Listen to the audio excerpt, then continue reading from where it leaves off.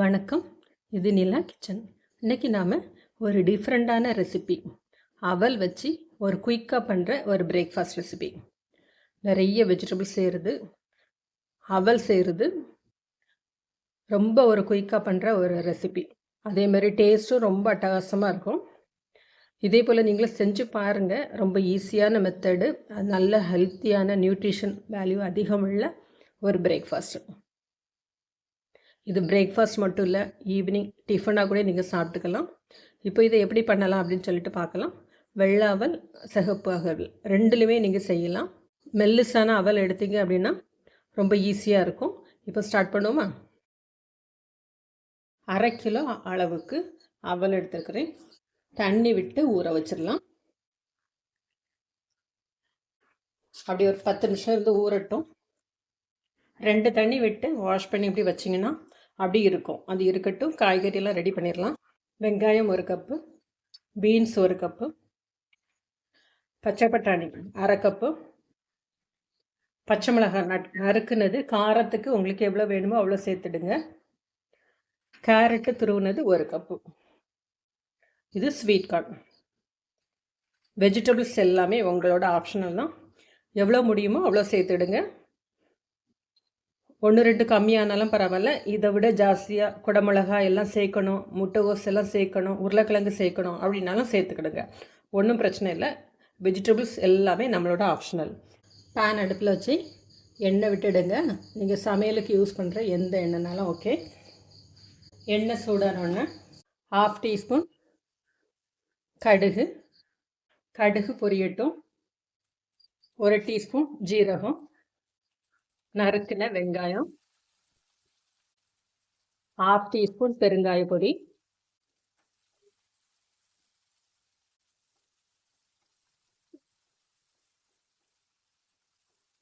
Golden கலர்லாம் வர வேண்டிய அவசியம் இல்லை. ஓரளவுக்கு வதங்கினா போதும். வெங்காயம் கலர் சேஞ்ச் ஆக ஆரம்பிச்சாச்சு. வெஜிடபிள்ஸ் எல்லாமே சேர்த்துடலாம். பட்டாணி, பீன்ஸ், ஸ்வீட் கார்ன், பச்சை மிளகாய், கேரட்டு, கருவேப்பிலை,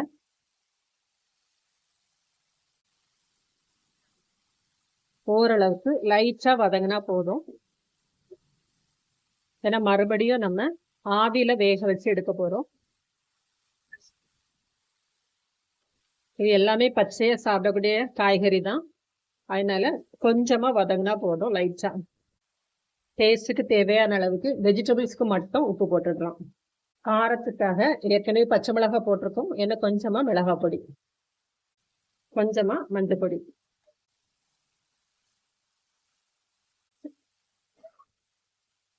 இது போல் நிறைய வெஜிடபிள்ஸ் மார்னிங் பிரேக்ஃபாஸ்டில் சாப்பிட்டீங்க அப்படின்னா கம்ப்ளீட் மீலாக நமக்கு கிடைக்கும்.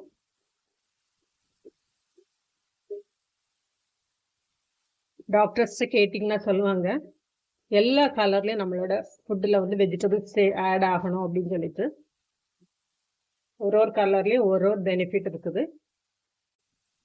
இப்போ இந்த அளவுக்கு போதும். இது லைட்டாக வதங்கினா மட்டும் போதும். கொஞ்சமாக துருவுன தேங்காய். ஸ்டவ் ஆஃப் பண்ணிடலாம். எடுத்து வச்சிருக்கிற அவல்,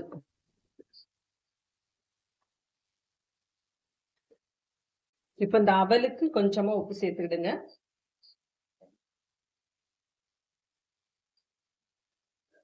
காய்கறிக்கு ஏற்கனவே உப்பு சேர்த்துட்டோம். இதை நல்லா மிக்ஸ் பண்ணி விட்டுருங்க. இதை அப்படியே சாப்பிட்டதா இருந்தால் கூட சாப்பிடலாம், நல்லா இருக்கும். இப்போ நாம் இதை ஆவியில் வேக வச்சு எடுக்க போகிறோம். கொஞ்சம் சூடு ஆறட்டும், அப்போ தான் பிடிக்கிறதுக்கு ஈஸியாக இருக்கும். இதுக்கு ஒரு சட்னி ரெடி பண்ணிடலாம். 2 ஆறுக்கு கருவேப்பிலை, 2 பச்சை மிளகாய், 2 பல்லு பூண்டு, 2 பீஸ் வெங்காயம், 1/2 மூடி தேங்காய்,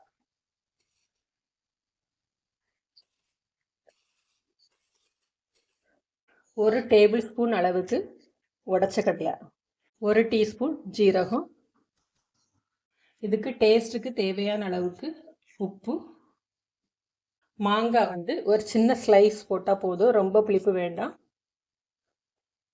இந்த அளவுக்கு மாங்காய். இப்போ இதை வந்து நைஸாக அரைச்சி எடுத்துருவோம். நல்லா சூடாறிட்டு நல்லா இப்படி வந்து மசிச்சு விட்டுடுங்க கொஞ்சம். அதாவது நைஸ் அவலாக இருந்தால் கொஞ்சம் ஈஸியாக இருக்கும். கெட்டி அவலாக இருந்ததுன்னா கொஞ்சம் நல்ல டைம் எடுத்து கொஞ்சம் மசிச்சு விடணும். நான் அதே போல் வெள்ளை அவல், சம்பாவல் ரெண்டுலேயுமே யூஸ் பண்ணலாம். நான் அன்றைக்கி சம்பாவல் யூஸ் பண்ணியிருக்கேன். வெள்ளை அவலை விட சம்பாவல் கொஞ்சம் ஹெல்த்தி. இப்போ இதை நமக்கு பிடிச்ச ஷேப்புக்கு நம்ம ஷேப் பண்ணிக்கலாம்.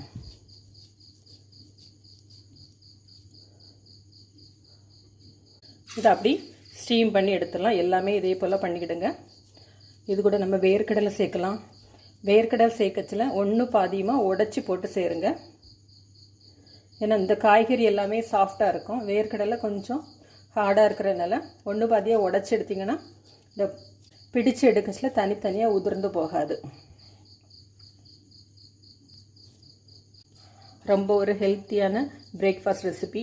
ஈவினிங் டிஃபனாக கூட குழந்தைங்களுக்கு நம்ம கொடுக்கலாம். ஆஃபீஸ் விட்டு ஸ்கூல் விட்டு வரச்சில்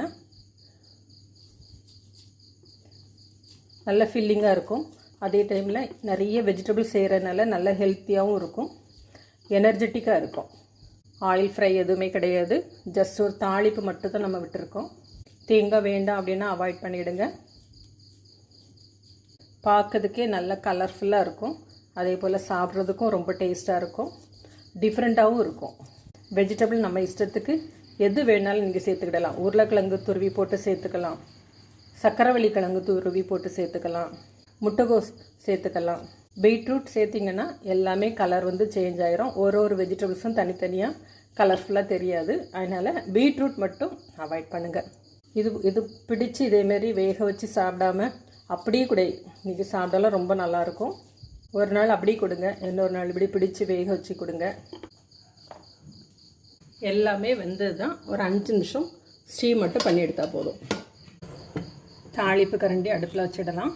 கொஞ்சமாக எண்ணெய், கடுகு, ஜீரகம், வெங்காயம், கருவேப்பிலை.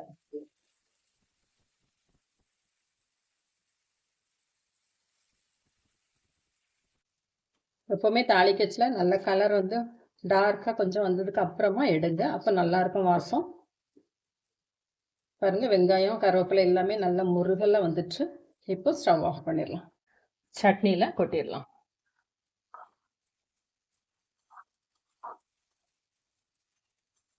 நம்மளோட பிரேக்ஃபாஸ்ட் ரெடி ஆயிடுச்சு. ஃபைனலாக விருப்பப்பட்டிங்கன்னா கொஞ்சமாக மலை சாரல் மாதிரி தூவிடுங்க. தூவி இப்போ சாப்பிடக்கு ரெடி ஆயிடுச்சு. இதே போல் நீங்களும் செஞ்சு பாருங்கள். செஞ்சு பார்த்துட்டு எப்படி இருக்குது அப்படின்னு சொல்லிட்டு ஃபீட்பேக் கொடுங்க. இந்த சட்னியில் தொட்டு சாப்பிட்றதுக்கு அட்டகாசமான சுவையில் ஒரு மார்னிங் பிரேக்ஃபாஸ்ட் ரெடி ஆயிடுச்சு. தேங்க்யூ.